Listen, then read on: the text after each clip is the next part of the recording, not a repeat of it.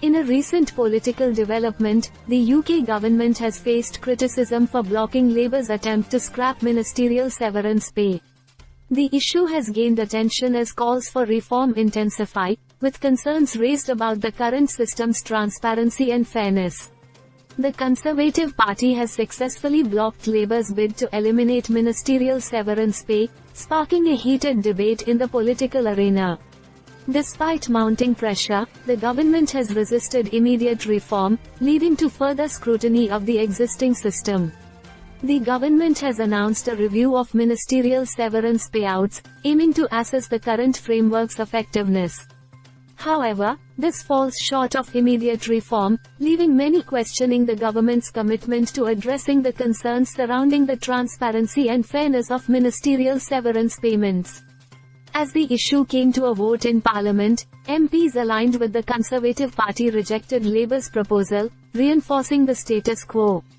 This decision has sparked public outrage and led to increased scrutiny of individual MPs' voting patterns, with constituents seeking accountability for their representatives' actions.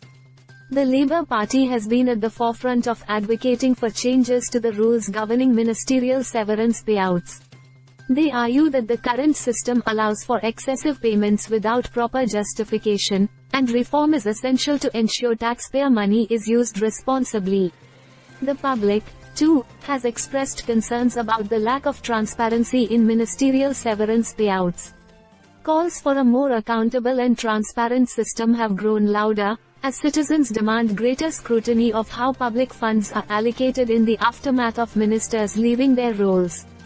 Despite the growing pressure and calls for reform, the UK government remains firm in its decision not to immediately change the rules governing ministerial severance pay.